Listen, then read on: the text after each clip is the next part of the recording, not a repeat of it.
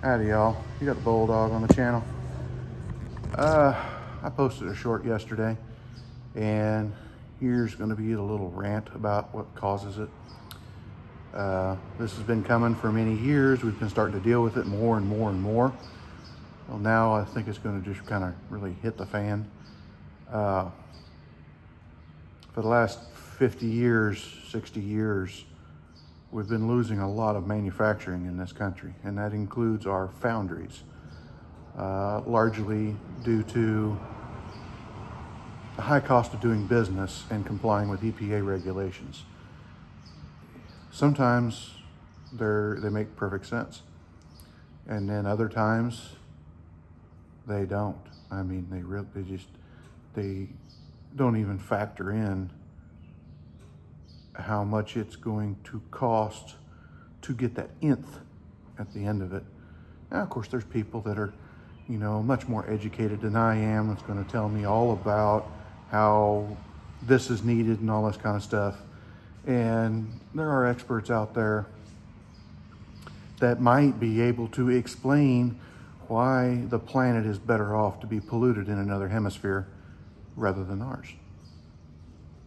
But anyway, let me show you what we're dealing with. How'd you like for this to happen when you're got a deer run out in front of you, or somebody runs a red light and you have to slam on your brakes? This is rust, but look at this. It is not rusted down around here. That's what was holding this rotor right here. This little narrow spot. The rest of it is old. You see all the rust that has gone down into this crack. And you got just a couple of little places, 3 fingers wide, that was holding this rotor together until it wasn't. And as you can see, there's rust. I mean, there is rust. And that's, what caused this failure. But the problem is it starts flaking and it's already weak. This is due to impure metal, in my opinion. Like I say, I'm not an expert on the forging of metal, but it makes sense to me. Like, if you don't forge your metal at a high enough temperature, you don't get the slag out of it, the impurities that are in that metal. They rise to the top. You skim them off the top. You refine the metal once or twice. I'm seeing this more and more in imported steel. Well, I don't know how manufacturers, if there are any left in this country, when it comes to forging large parts. There used to be a foundry, just 5 miles north of me. Guy that lives here used to work there, lost his job because he shut down. All them places, they were built back, many years ago, when there was no EPA, and they were being forced to comply with Clean Air Act and all this kind of stuff.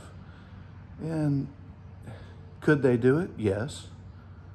But you're talking about millions and millions and millions of dollars to retrofit their facility in order to do that. And with the high labor costs you already have when it comes to all your workers and the union fees and all this kind of stuff, benefits that you're giving to them, well, it becomes cheaper for that company to leave. People complain about that, but at the time, people were unwilling to pay $100 a piece for a rotor. So all those places left. All those places went overseas. They removed our equipment and took it over there and are still using it. They didn't build new stuff. They're still using the old stuff in a lot of cases. Like I say, same amount of pollution. Now they're just doing it on another part of the world. Same planet. Nothing worked. Nothing helped. This is what we're getting because of it. I've seen it mainly in rotors.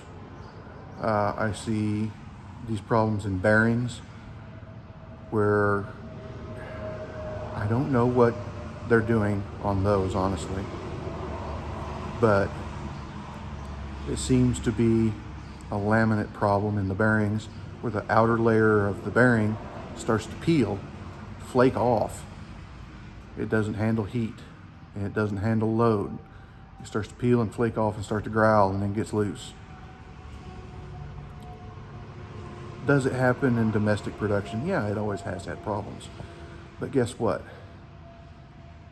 If you have a problem and the guy that is your problem is next door, you're more likely to be able to talk to him and get something worked out.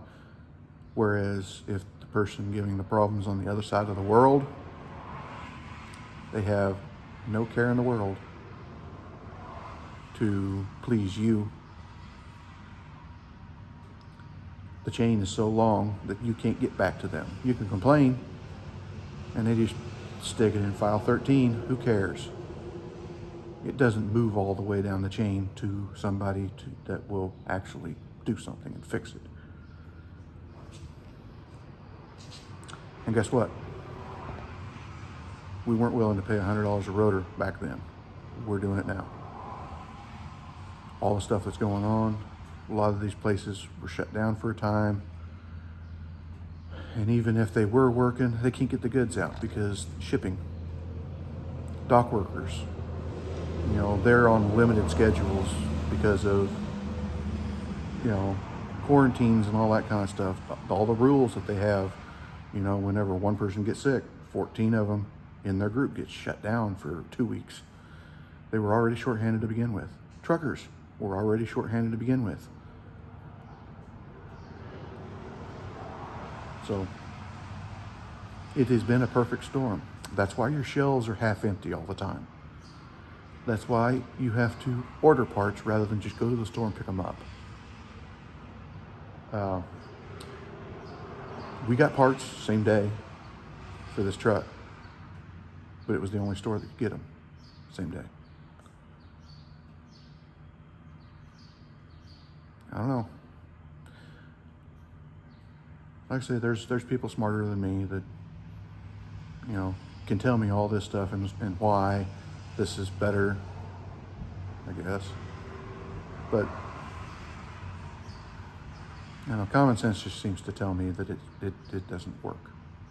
I don't know what the solution is. I just know there's a problem. Like, comment, subscribe, hit your little bell notification. Share us all around. We'll talk to you later.